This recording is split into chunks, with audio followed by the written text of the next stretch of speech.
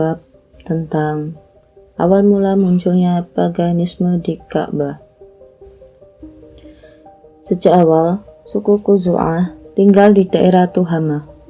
Namun, ketika terjadi perang antara Iyad dan Mudhar, keduanya adalah putra Nazar. Suku Khuzaah mengambil kesempatan untuk pindah dan menguasai Ka'bah. Ketika Iyad dan Mudhar berperang, Iyad merasa pasukannya terus melemah dan dipastikan kalah. Akhirnya, Iyad mencuri Hajar Aswad dan menguburkannya di suatu tempat.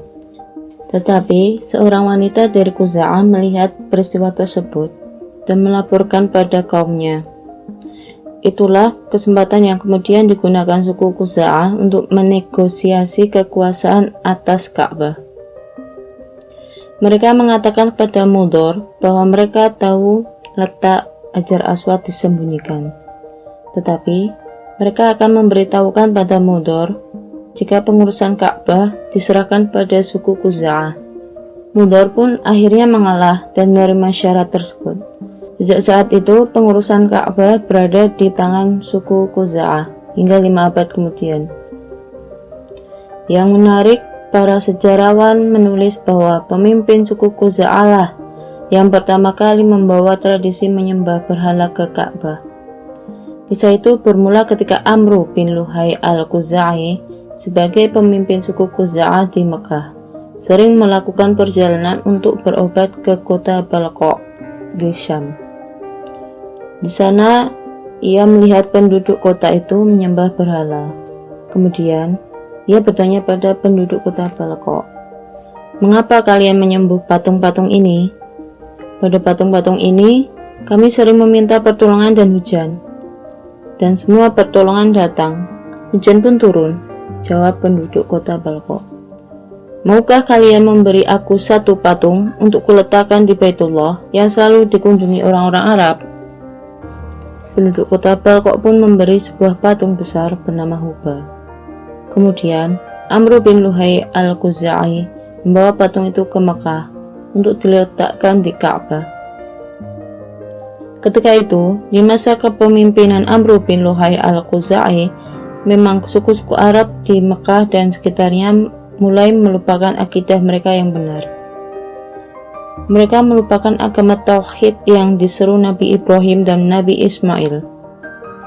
Melihat kondisi itu, Amru bin Luhai al-Khuza'i berpikir ada kesempatan untuk mengokohkan kekuasaannya, yakni dengan membuat akidah baru dan menggeser agama lama yang mulai lemah. Pertama-tama, Amru bin Luhai al-Khuza'i sendiri menanggalkan agama Nabi Ibrahim dan Nabi Ismail dari dirinya. Kemudian, ia letakkan berhala-berhala di sekitar Ka'bah.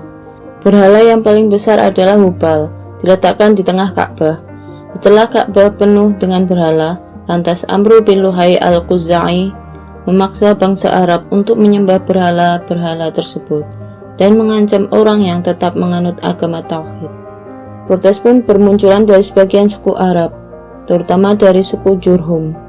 Mereka menganggap apa yang dilakukan pemimpinnya itu adalah bid'ah. Hingga beberapa orang dari suku Jurhum yang masih berpegang pada agama Tauhid melantunkan syair sebagai berikut. "Wahai Amru, janganlah berbuat zalim di Mekah, karena ia adalah tanah haram. Renungkan nasib kaum Ad. Di manakah mereka sekarang? Demikian juga semua manusia, mereka akan binasa. Kaum Amalik susah payah membangun Ka'bah. Mereka mengemban tanggung jawab atasnya." Syahnah bin Khalaf al-Jurhumi juga melantunkan syair sebagai berikut. "Wahai Amru, engkau menciptakan begitu banyak Tuhan di Mekah, berupa patung-patung yang bertengger di Ka'bah. Padahal, selamanya Baitullah hanya memiliki satu Tuhan. Sementara engkau menciptakan Tuhan-Tuhan. Engkau tahu pasti bahwa di kemudian hari Allah akan memilih orang yang pantas mengurus rumahnya." Namun demikian, Amru bin Luhai al-Khuza'i berhasil meredam seluruh protes itu dengan kekuatan politik, militer, dan ekonominya yang besar. Hingga seiring berjalannya waktu, akidah yang ditanamkan Amru bin Luhai al-Khuza'i menguat. banyak dari kaumnya beranjak meninggalkan agama tauhid. Pada saat yang sama, Amr bin Luhai al-Khuzai sering melakukan kunjungan ke negeri-negeri sekitar Mekah, seperti Syam dan Irak. Di sana ia sering bersinggungan dengan banyak kaum yang berakidah Watsaniyah atau paganisme.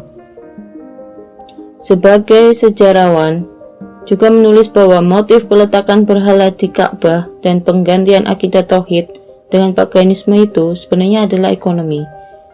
Dengan cara itu, Amr bin Luhai al-Khuzai melihat ada peluang untuk mendapat kekayaan materi sebagai penyokong kekuatan politiknya.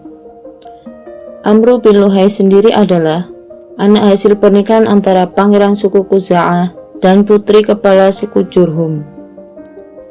Di kemudian hari, ia pun menjadi pemimpin Mekah dan memiliki kekuasaan yang besar.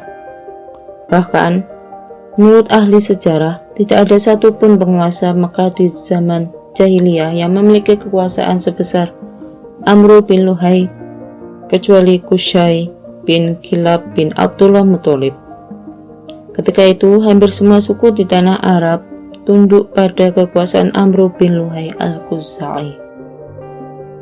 Demikian audiobook sejarah Ka'bah pada episode kali ini, teman-teman. Jangan lewatkan episode berikutnya tentang